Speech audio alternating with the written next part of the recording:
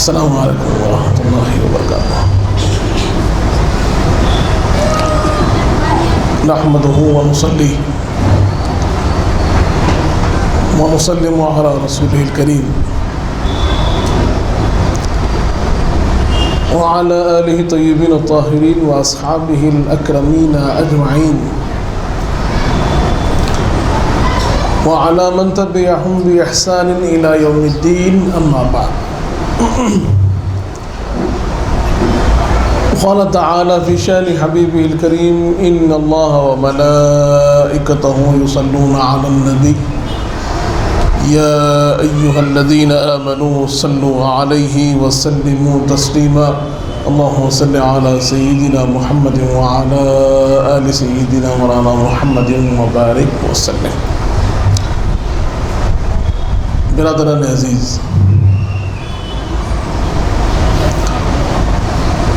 جیسے ہم سب سماعت فرما رہے تھے کہ ہم نے اہل بیت اطہار کے فضائل و مناقب کو جاننے کی سعادت حاصل کی، اور ساتھ ہی ساتھ امام ہمام کی قربانیوں کی اہمیت کو بھی ہم نے سمجھا ہے۔ آج ہم کو یہ بات جاننی ہے کہ جو اسلامی مزاج ہے، یعنی ایک مومن جو مزاج رکھے، جو کیفیت، جو انداز رکھے، اس میں سب سے جو اہم پہلو ہے، حضور پاک صلی اللہ علیہ وسلم نے اس بات کو سمجھایا ہے اور خود رب ذوالجلال نے ہم کو بتایا ہے،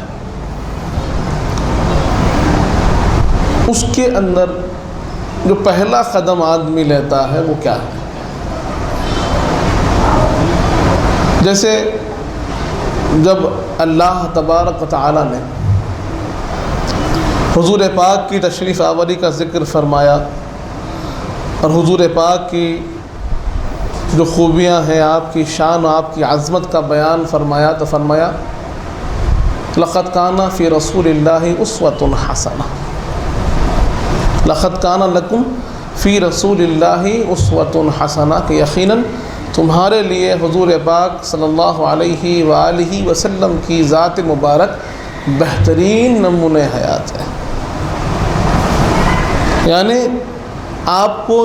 جن کو فالو کرنا ہے، جن کے پیچھے چلنا ہے،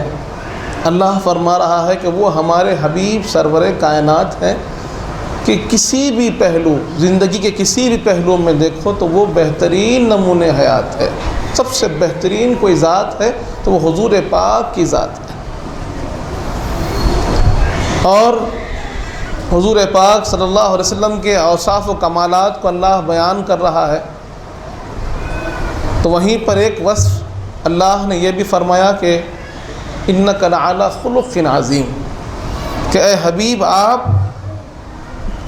بڑے اخلاق والے ہیں، عظیم اخلاق والے ہیں۔ حضور پاک صلی اللہ علیہ وسلم جو رشد و ہدایت کا منبع و مرکز ہے، جہاں سے ساری کائنات کو روشنی ملتی ہے، ساری کائنات کو ہدایت ملتی ہے، ساری کائنات کو زندگی کے جینے کا سلیقہ ملتا ہے، اس ذات بابرکت کا ایک وصف اللہ بیان کر رہا ہے کہ آپ بڑے اخلاق والے ہیں۔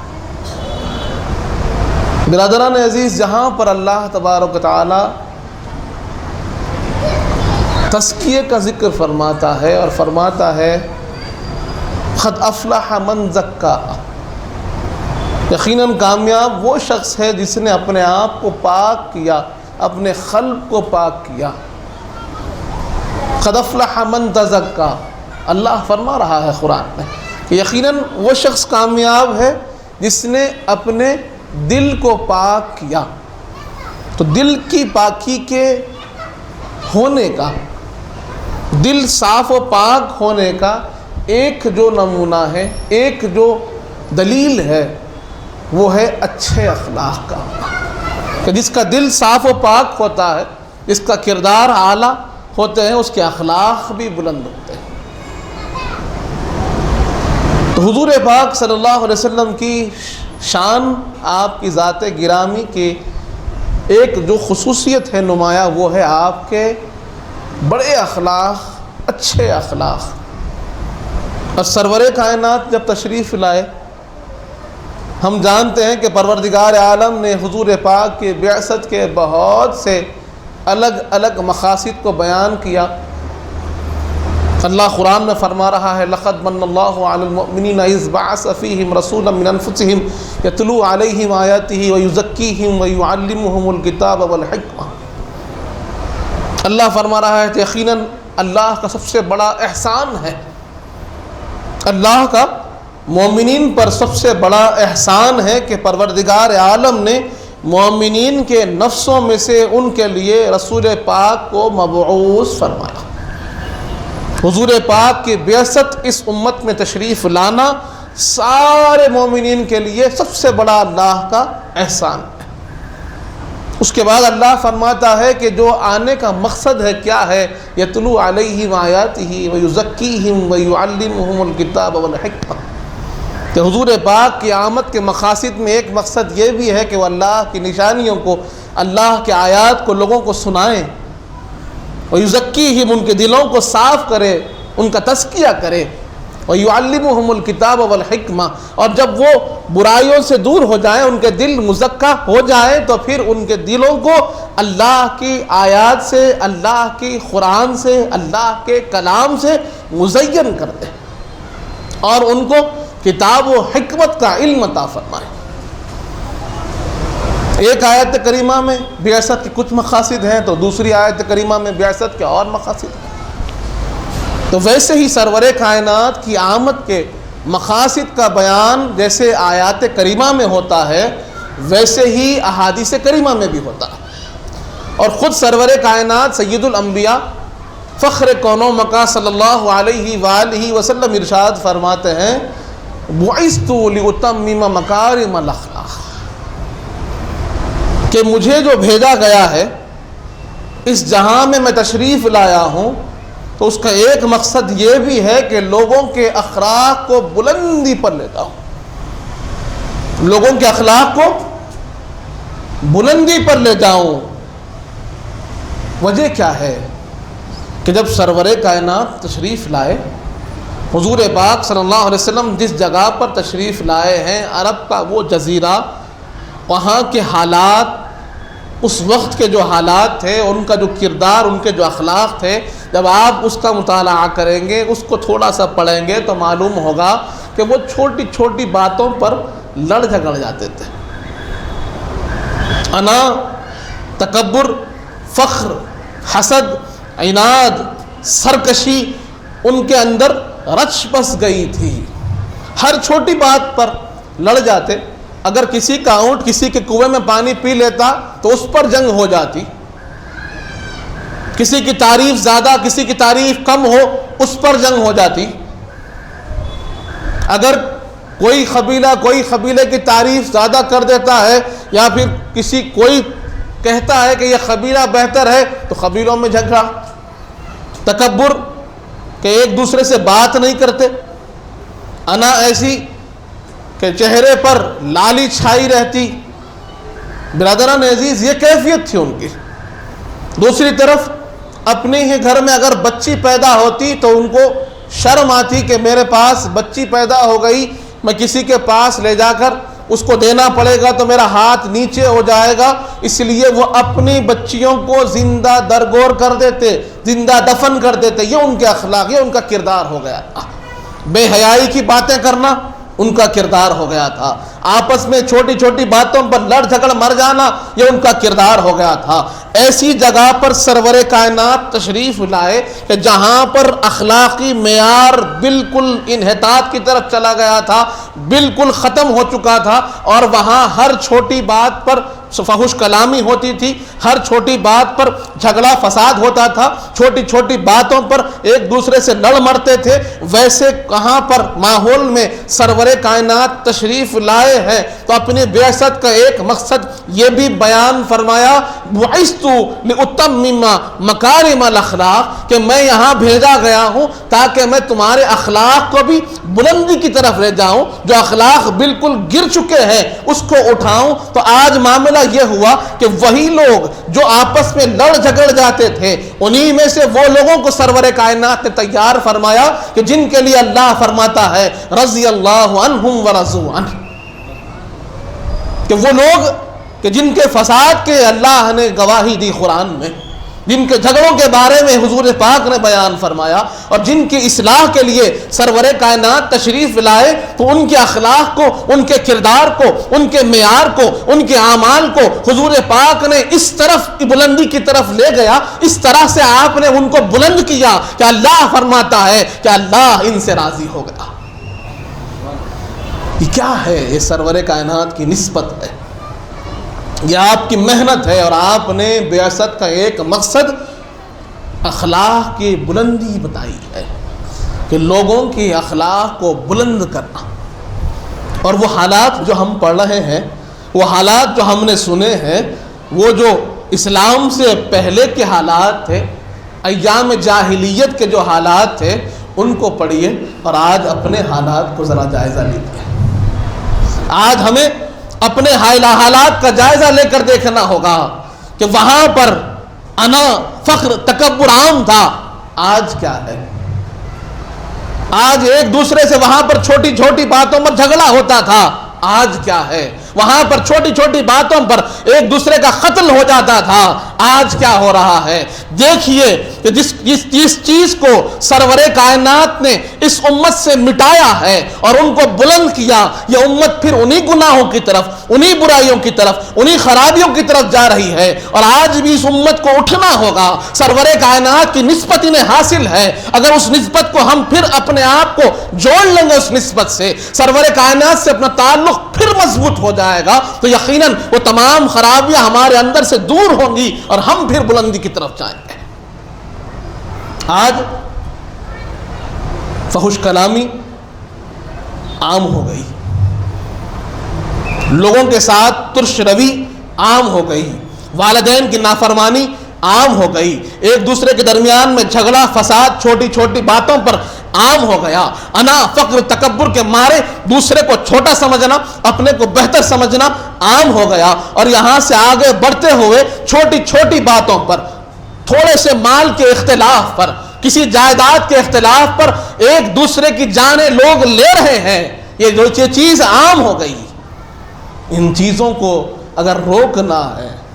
ان چیزوں سے اگر اپنے آپ کو بچانا ہے، اپنے معاشرے کو صاف کرنا ہے، تو حضور پاک صلی اللہ علیہ وسلم کے سکھائے ہوئے اخلاق کو عام کرنا ہوگا، آپ کے بتائے ہوئے کردار کو عام کرنا ہوگا، آپ نے جو طریقے زندگی بتایا ہے اس کو بتانا ہوگا کہ جہاں پر صبر بھی ہے، جہاں پر تحمل بھی ہے، جہاں پر برداشت بھی ہے، جہاں پر ایک دوسرے کے لیے ایثار و قربانی بھی ہے، جہاں پر ایک دوسرے کا خیال رکھنا ہے، کہ جہاں پر سرور کائنات فرماتے ہیں کہ لا یؤمن احدکم حتی یحب لاخیہ ما یحب لنفسہ، کہ کسی شخص کا ایمان تب تک مکمل نہیں ہوتا جب تک کہ وہ اپنے بھائی کے لیے وہ نہ چاہے جو اپنے لیے چاہتا ہے۔ جو بھائی کے لیے چاہے وہ اپنے لیے چاہے، جو اپنے لیے چاہے وہ بھائی کے لیے چاہے، اپنے لیے آرام چاہے تو بھائی کے لیے آرام چاہے، اپنے لیے صحت چاہے تو بھائی کے لیے صحت چاہے، اپنے لیے اچھائی چاہے تو بھائی کے لیے اچھائی چاہے، اپنے لیے سکون چاہے تو بھائی کے لیے سکون چاہے، اپنے لیے دولت چاہے تو بھائی کے لیے دولت چاہے۔ تو جو چیز آپ اپنے لیے چاہتے ہیں، اپنے لیے ہر ایک اچھائی کو چاہتے ہیں، تو اپنے مسلمان بھائی کے لیے بھی اچھائی کو چاہیں۔ یہ مومن کی علامت ہے، یہ ہوتا ہے مومن جو اپنے بھائی کے لیے اچھائی کو چاہے۔ لیکن جو اپنے لیے اچھائی کو چاہے اور اپنے بھائی کے لیے تکلیف چاہے، زحمت چاہے، رکاوٹ چاہے، وہ ایمان کی علامت نہیں ہے، وہ حضور پاک کے تعلیمات نہیں ہیں. سرور کائنات کی تعلیم تو یہ ہے کہ جو اپنے لیے چاہتے ہو اپنے بھائی کے لیے چاہو. اور دوسری حدیث پاک میں آیا ہے کہ وہ شخص کا اسلام و ایمان مکمل نہیں کہ جس کی شر سے اس کا پڑوسی محفوظ نہیں ہے. پڑوسیوں کو اگر کوئی زحمت دیتا ہے تو حضور پاک فرماتے ہیں کہ وہ ایمان کے حقیقت کو حلاوت کو نہیں پایا. کیونکہ مومن کی شان یہ ہے کہ وہ جہاں جاتا ہے وہ رحمت للعالمین کا امتی بن کر جاتا ہے, اور جہاں وہ چاہے وہاں رحمت عام ہو, زحمت عام نہیں, رحمت عام ہونا. اور ان کا حق شروع ہوتا ہے اپنے گھر سے. اپنے گھر کے ماحول کو رحمت والا بنائے. آپ گھر میں جائیں تو ڈر نہ ہو, والدین آپ کے چہرے کو دیکھ کے مسکرائیں, گھر والے آپ کے آنے پر خوش ہوں, خوف زدہ نہیں ہونا کہ جنات آ گیا ہے, اب کیا ہوگا, اب چیخ پکار ہوگی, لڑائی جھگڑا ہوگا, آوازوں کی بلندی ہوگی, یہ نہیں ہونا خیال. بلکہ بچہ آیا ہے تو چہروں پر خوشی آ جانا کہ میرا بچہ آیا ہے. برادران عزیز, یہ چیزیں آج ہمارے اندر کم سے کم ہوتی جا رہی ہیں. تو ہمیں چاہیے کہ اخلاق حسنہ کی حقیقت و اہمیت کو سمجھیے, اور جو بندہ اپنے آپ کو اچھے اخلاق سے متصف کر لیتا ہے تو پھر اس کو کیا ملتا ہے اس کو بھی جانے. حدیث پاک میں آتا ہے, صحیح بخاری کی حدیث ہے, حضور پاک صلی اللہ علیہ وآلہ وسلم ارشاد فرماتے ہیں, حضرت عبداللہ ابن عمرو رضی اللہ عنہ اس کے راوی ہیں, آپ فرماتے ہیں کہ سرور کائنات سید الانبیاء صلی اللہ علیہ وآلہ وسلم نے ارشاد فرمایا, ان من خیارکم احسنکم اخلاقا, او کما قال رسول اللہ صلی اللہ علیہ وسلم. ارشاد کیا ہوتا ہے, ایک جملہ ایک قاعدہ. حضور پاک بیان فرماتے ہیں کہ تم میں بہترین شخص وہ ہے جس کے سب سے اچھے اخلاق ہیں. تم میں بہترین شخص وہ شخص ہے جس کے اخلاق سب سے اچھے ہیں. اب ہمارے پاس بہتری کا جو نظام ہے, جو ہم نے اعلیٰ قائم رکھا ہے, ایک میٹر بنا رکھا ہے کہ جہاں پر ہم لوگوں کی بہتری کو, لوگوں کی اچھائی کو ناپتے ہیں, تو کوئی اس کے لباس سے دیکھتا ہے, کوئی اس کی گاڑی سے دیکھتا ہے, کوئی اس کے گھر سے دیکھتا ہے, کوئی اس کے مال و متاع سے لوگوں کا جانچا جاتا ہے کہ بھئی اچھا ہے کہ برا ہے. ایک آدمی بہتر ہے کیسے معلوم ہو, تو آج دنیاوی نظام, دنیاوی مزاج یہ ہو گیا ہے کہ آدمی اچھا ہے. کیسے اچھا ہے, تو دیکھتے ہیں کہ بھائی لباس اچھا تو آدمی اچھا, کاروبار اچھا تو آدمی اچھا, گھر اچھا آدمی اچھا, کانٹیکٹس اچھے آدمی اچھا. لیکن سرور کائنات فرماتے ہیں نہیں, تم میں سب سے بہترین آدمی وہ اچھا ہے جس کے اخلاق اچھے ہیں. لباس پرانا ہو کوئی بات نہیں ہے, گھر چھوٹا ہو کوئی بات نہیں ہے, غریب ہو کوئی بات نہیں ہے, لیکن وہ غریب بھائی کے اخلاق اچھے ہیں تو وہ اچھا ہے, وہ اچھا ہے. تم میں بہترین شخص وہ ہے کہ جس کے اخلاق اچھے ہیں, جس کا کردار اچھا ہے. برادران عزیز, آج ہمیں اپنے آپ کو احادیث کریمہ کے موافق کرنا ہوگا, اور ان کی قدر کیجئے جن کی قدر حضور پاک نے بتائی ہے, اور اخلاق والوں کی قدر حضور پاک نے بتائی کہ وہ تم میں بہتر وہ شخص ہے جس کے اخلاق اچھے ہیں. لیکن آج ہمارا معاملہ کیا ہو گیا ہے کہ جس کے اخلاق اچھے ہیں, جس کا کردار اچھا ہے, جس کے پاس صبر ہے, اس کو دباتے جاتے ہیں, اس کو دباتے جاتے ہیں. اور جو ظلم کرتا ہے, زیادتی کرتا ہے, غصہ کرتا ہے, یا پھر جس کے پاس دولت ہے, مال ہے, کرسی ہے, طاقت ہے, اس سے ڈرتے ہیں, اس سے ڈرتے ہیں, اس سے مل کے رہتے ہیں, اس کو اچھا کہتے جاتے ہیں. اور جو حقیقت میں اچھا ہے, جو اللہ اس کے رسول کی نگاہ میں اچھا ہے, جو قرآن و حدیث کی روشنی میں اچھا ہے, اس کو آپ نے اس کی قدر ہی نہیں کی. اس کی اچھائیوں کی آپ نے قدر نہیں کی، بلکہ اس کے صبر کو، اس کے اخلاق کو لوگوں نے ایکسپلائٹ کیا، لوگوں نے اس کا ناجائز فائدہ اٹھایا، اس کو دبایا، اور وہ بیچارہ غریب، وہ بیچارہ ناتواں، وہ بیچارہ اللہ سے ڈرنے والا، حضور پاک کی سنتوں پہ چلنے والا، وہ اللہ کے خوف کی خاطر خاموش ہو گیا، اور اس کی خاموشی کو لوگوں نے کیا سمجھا؟ کمزوری سمجھا؟ نہیں، وہ تو طاقتور ہے، اور اس کی طاقت تم کو دیکھنا ہے تو قیامت کے دن دیکھو، تو اس کا مقام کیا ہوگا، وہ اخلاق والے کا مقام کیا ہوگا، وہ صبر والے کا مقام کیا ہوگا، وہ اچھائی والے کا مقام کیا ہوگا۔ یہ دنیا فانی ہے، فنا ہونے والی ہے، جو رہنے والی ذات ہے وہ پروردگار کی ہے، اور وہی باقی رہنے والے ہیں جس کو اللہ باقی رکھتا ہے۔ برادران عزیز، اب ایمان کی بات آئی تو حضور پاک نے اخلاق و ایمان کا تعلق بیان کیا۔ سنن ترمذی کی حدیث ہے، اما جان بی بی عائشہ صدیقہ رضی اللہ عنہا اس کی راویہ ہے، آپ فرماتی ہیں قال رسول اللہ صلی اللہ علیہ وسلم ان من اکمل المؤمنین ایمانا احسنہم خلقا، کیا فرمایا؟ یقیناً مومنین میں کامل ایمان رکھنے والے وہ ہیں، ایمان کا کمال ان کو حاصل ہے، ان کا ایمان مکمل اور روشن ہوتا ہے کہ جن کے اخلاق اچھے ہوتے ہیں۔ آج ہر ایک شخص یہ دعویٰ کرتا ہے کہ وہ ایمان والا ہے، اللہ کو چاہنے والا ہے، حضور پاک کو ماننے والا ہے، تو میرے آقا نے فرما دیا کہ تمہارے ایمان کا کمال یہ ہے، تمہارے ایمان کی دلیل یہ ہے کہ اگر تم سچے مومن ہو، پکے مومن ہو، کامل مومن ہو، تو پھر تمہارے اخلاق اچھے ہوں گے، اور اگر اخلاق میں کمی ہے، اور ایک بات یہاں عرض کر دوں کہ یہاں معاملہ یہ ہوتا ہے کہ آدمی جب خوش ہوتا ہے نا تو اچھا ہی ہوتا ہے، اس کے اخلاق کا بھی امتحان نہیں ہوا، جب وہ خوشی میں ہو، جب وہ اچھا ہو، جب وہ سکون میں ہو، تو پھر اس کے اخلاق کا بھی امتحان نہیں ہے، اس کے اخلاق کا امتحان اس کے غصے کی حالت میں ہوتا ہے، اس کے اخلاق کا امتحان اس کی پریشانی کی حالت میں ہوتا ہے، اس کے اخلاق کا امتحان جب ہوتا ہے کہ جب وہ اپنے آپے سے باہر نکل گیا ہو، لیکن کتنا ہی باہر کیوں نہ نکلے، وہ شریعت کی حد میں رہے، حضور پاک کے حکم کی حد میں رہے، اللہ کے حکم کی حد میں رہے، کہ کتنا ہی غصہ کیوں نہ آئے، لیکن زبان سے وہ کلمات ادا نہ ہو جسے اللہ نے پسند نہیں فرمایا، اسے حضور پاک نے روکا ہے کہ کسی بھی حال میں صبر کا دامن ہاتھ سے نہیں چھوڑنا، زبان سے ایسے کلمات ادا نہیں ہونا کہ سامنے والے کا دل ٹوٹ جائے، اگر تمہارے دل کو تکلیف ہوئی تو ضروری نہیں کہ تم بھی سامنے والے کے دل کو توڑ دو۔ اخلاق کی امتحان آپ کے غصے، آپ کے پریشانی اور سخت عالم میں ہی ہوگا، وہاں پر آپ کو بتانا ہوگا اخلاق کسے کہتے ہیں۔ ایک چھوٹی سی مثال دوں، مشہور واقعہ ہے، امام حسین علیہ السلام ایک دعوت کا اہتمام کرتا ہے، دعوت کا اہتمام ہوا اور گھر میں شوربہ بنایا گیا مہمانوں کے لیے، گرم گرم شوربہ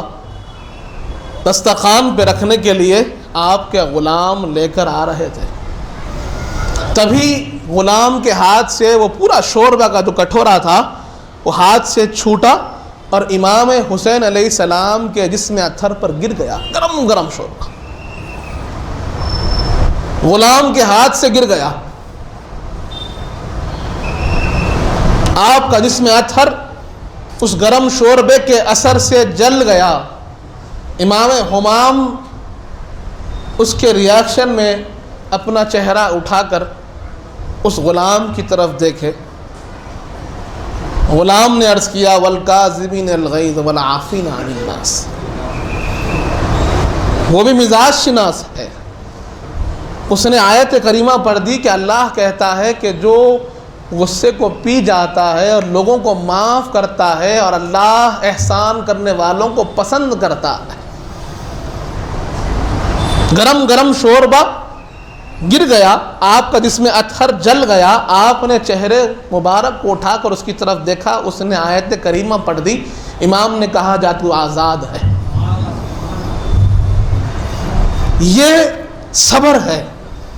کہ آدمی کا کردار، آدمی کی بلندی، آدمی کے اخلاق غصے میں ہی آتے ہیں۔ یقیناً آدمی کو غصہ آتا ہے، لیکن وہیں پر اس کے اخلاق و کردار کا امتحان بھی ہوتا ہے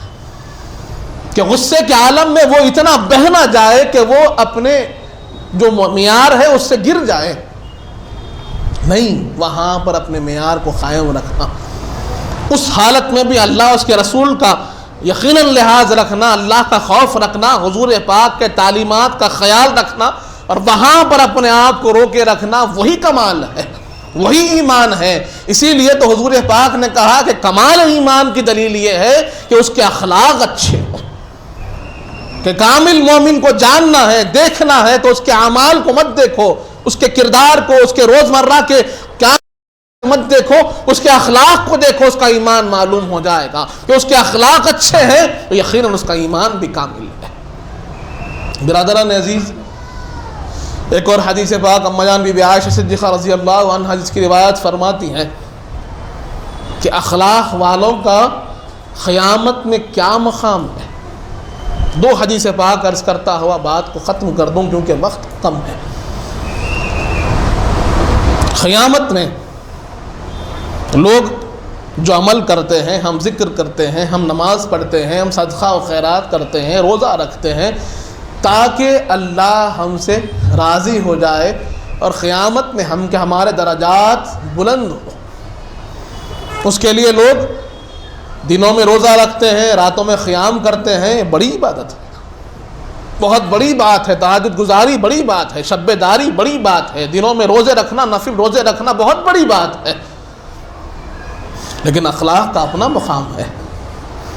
دیکھیے حدیث پاک میں کیا آتا ہے، حضور پاک صلی اللہ علیہ وآلہ وسلم ارشاد فرماتے ہیں، اما جان بی بی عائشہ صدیقہ رضی اللہ عنہا اس کی راوی ہیں، اور یہ سنن ترمذی میں حدیث موجود ہے کہ میرے آقا ارشاد فرماتے ہیں کہ لَيُدْرِكُ الْمُؤْمِنُ، کیا فرمایا؟ ان المؤمن لَيُدْرِكُ بحسن خلقه درجۃ الخائن الصائم، او کما قال رسول اللہ صلی اللہ علیہ وسلم۔ ارشاد ہوا کہ یقیناً مومن قیامت کے دن اپنے اچھے اخلاق کی وجہ سے اس شخص کے درجے کو پائے گا، اس شخص کے درجے کے برابر ہوگا جو زندگی بھر رات میں قیام کرا اور دن میں روزہ رکھا۔ ایک شخص ہے کہ جو دن میں روزہ رکھتا ہے، رات میں اللہ کی عبادت میں کھڑا ہوتا ہے، زندگی بھر اس نے روزہ رکھا ہے اور رات میں نمازوں کی پابندی کیا ہے، تہجد گزار ہے، اور ایک طرف وہ بندہ ہے جو فرض نمازیں پڑھتا ہے، دنیاوی کام کرتا ہے، لیکن جب بھی لوگوں سے ملتا ہے تو بڑے اخلاق سے ملتا ہے، اور اس کے اخلاق آدمی کے سٹیٹس کے لحاظ سے نہیں بدلتے کہ بڑے آدمی کو دیکھا تو اخلاق والا ہو گیا، چھوٹے کو دیکھا تو اخلاق بدل دیا، ایسے نہیں، سب کے لیے اخلاق برابر ہے، اور اس کے اخلاق کی وجہ اللہ اس کے رسول کی محبت ہے، دنیاوی کوئی غرض اس کے اخلاق کی لیے وجہ نہیں بنتی۔ تو میرے آقا فرماتے ہیں کہ قیامت کا دن ہوگا، ایک طرف وہ قائم و صائم آدمی ہوگا، وہ آدمی جو زندگی بھر روزے رکھا، زندگی بھر نمازیں پڑھا، وہ ہوگا، اور دوسری طرف یہ اچھے اخلاق والا ہوگا، اور دونوں کے درجے برابر ہوں گے، دونوں کا درجہ برابر ہوگا۔ تو آج جو آدمی یہ خواہش کرتے ہیں کہ میں نماز پڑھنا تھا، میں روزہ رکھنا تھا، اور نہیں ہو پاتا، جسمانی طاقت نہیں ہونے کی وجہ سے نہیں ہو پاتا، مصروفیات کی وجہ سے نہیں ہو پاتا، تو اس کے لیے حضور پاک نے آسان طریقہ کر دیا کہ اس کا درجہ چاہتے ہو اپنے اخلاق اچھے کر لو، جب بھی لوگوں سے ملو اچھے اخلاق سے ملو، مسکرا کر ملو، خندہ پیشانی سے ملو، تو انشاءاللہ اگر تمہاری عبادات میں کمی ہوگی تو تمہارے اچھے اخلاق کی وجہ سے اللہ تمہیں وہی بلند مقام عطا فرمائے گا۔ برادران عزیز، اخلاق کی بڑی اہمیت ہے، اور آخر حدیث عرض کر دوں کہ اس سے معلوم ہوگا کہ اخلاق کا مقام اور آدمی کو اس کے اچھے اخلاق کہاں تک پہنچا دیتے ہیں۔ حضرت جابر رضی اللہ عنہ اس کے راوی ہیں، سنن ترمذی میں یہ حدیث موجود ہے کہ حضور پاک صلی اللہ علیہ وآلہ وسلم نے ارشاد فرمایا کہ ان من احبکم الی واقربکم منی مجلسا یوم القیامۃ احسنکم اخلاقا، او کما قال رسول اللہ صلی اللہ علیہ وسلم، یقیناً حضور پاک فرماتے ہیں یقیناً تم میں سب سے زیادہ میرا محبوب ترین، حضور پاک فرماتے ہیں کہ سب سے زیادہ حضور پاک کو چاہنے والا، حضور پاک کا محبوب ترین اور قیامت کے دن حضور پاک کے سب سے قریب بیٹھنے والا کوئی ہوگا تو وہ اچھے اخلاق والا ہوگا، جس کے اخلاق سب سے اچھے ہوں گے دنیا میں، وہ سرور کائنات کے سب سے قریب ہوگا قیامت کے دن۔ اور ہم جانتے ہیں کہ قیامت کا دن نفسی کا دن ہوتا ہے، قیامت کا دن پریشانی کا، ہولناکی کا اور ایک ڈر کا دن ہوتا ہے، اور وہاں پر کوئی پناہ گاہ ہے، وہ سرور کائنات کی ذات ہے، آپ کی نسبت ہے۔ اور ہم نے یہ بھی جانا ہے کہ حضور پاک نے اعلان فرمایا کہ جہاں پر حساب و کتاب ہوتا رہے گا وہیں پر میں، میری اہل بیت اور ان کے چاہنے والے دسترخوان پر بیٹھ کر سکون سے، اطمینان سے کھانا کھاتے رہیں گے، تو وہیں پر اسی مجلس کے لیے حضور پاک فرماتے ہیں کہ تمہارے اخلاق اچھے ہوں گے تو میری مجلس میں ہوں گے، ساری پریشانیوں سے عافیت میں آتے ہوئے، اطمینان میں، سکون میں میرے دستر پر بیٹھے ہوں گے۔ اور اس کی وجہ کیا ہوگی؟ یا تو میری اہل بیت اطہار کی محبت اس کی وجہ ہوگی، یا مجھ پر درود پڑھنا وہ وجہ ہوگی، یا پھر تمہارے اچھے اخلاق وہ وجہ ہوگی۔ برادران عزیز سوچیں، پھر اس میں جا رہا کیا؟ اچھے اخلاق سے بات کرنے میں کیا نقصان ہے؟ نہ آپ کی دولت خرچ ہو رہی ہے، نہ طاقت خرچ ہو رہی ہے، کچھ نہیں۔ کیا کرنا ہے؟ کیا کریں؟ بات کرو تو نرم کرو، ملاقات کرو تو مسکرا کر کرو۔ اور اس پر بھی دیکھیے حضور پاک نے فرما دیا جب ایک مومن دوسرے مومن سے ملتا ہے اور مسکرا کر ملتا ہے تو اس کا مسکرانا اس کے حق میں صدقہ ہوتا ہے۔ مسکرا کر ملاقات کریں تو صدقہ ہے،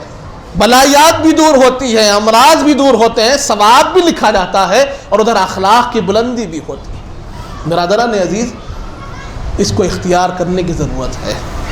اپنے اخلاق کو بلند کرنے کی ضرورت ہے، اپنے اخلاق کو سدھارنے کی ضرورت ہے، اور آپ کے اخلاق ہی ہیں جو تبلیغ کا پہلا قدم ہے کہ آپ اپنے اخلاق سے، اچھے اخلاق سے پیش آئیں گے تو غیر بھی جڑ جائیں گے، اپنے بھی مضبوط ہو جائیں گے، تعلقات بھی مضبوط ہوں گے اخلاق کی اچھائی سے، اور جب غیروں سے ملیں گے تو ان کو بھی معلوم ہوگا کہ مسلمان اچھے اخلاق والے ہوتے ہیں۔ یہ ایک بہت اہم چیز ہے جس کو ہمیں اختیار کرنے کی ضرورت ہے۔ اور جو لوگ تصوف کی طرف چلنا چاہتے ہیں، طریقت پہ چلنا چاہتے ہیں، تو طریقت کا پہلا قدم اچھے اخلاق کا ہونا ہے۔ اولیاء اللہ کی پہلی صفت یہ ہوتی تھی کہ وہ امیر و غریب میں کبھی فرق نہیں کرتے، سب کو ایک ہی لحاظ سے، ایک ہی انداز سے ملتے، ان کے اخلاق اللہ کے لیے، اللہ کے رسول پاک کی نسبت کی خاطر ہوتے ہیں۔ اس کو سمجھیں اور کوشش کریں کہ اپنے اخلاق کو اچھے سے اچھا کرتے جائیں۔ اللہ تعالیٰ سے دعا ہے مالک جب تک زندہ رکھ، سلام پر رکھ، موت ایمان پر دے، وقت نزا حضور پاک صلی اللہ علیہ وسلم کا نصیب فرما، دیدار نصیب فرما، ہمیں نیک اور صالح متقی و پرہیزگار بنا، ہمیں نیک اور صالح متقی و پرہیزگار بنا، ہمارے گناہوں کو معاف فرما، ہمارے گناہوں کو نیکیوں سے تبدیل کر دے مالک، ہمیں جو پریشان حال ہیں ان کی پریشانیوں کو دور فرما، ہمیں جو بیمار ہیں انہیں شفاء کامل عطا فرما، ہمیں جو مخروض ہیں ان کے قرضوں کو عطا فرما، جو کچھ کہے ہیں، جو کچھ سنے ہیں اس پر عمل کرنے کی توفیق عطا فرما، حضور پاک صلی اللہ علیہ وآلہ وسلم کا سچا غلام محمدی بنا مالک، اہل بیت اطہار کا سچا غلام بنا، صحابہ کرام کا چاہنے والا بنا، اولیاء اللہ کا چاہنے والا بنا، ان کے بتائے ہوئے راستے پر چلنے کی توفیق عطا فرما۔ وصلی اللہ تعالی علی خیر خلقہ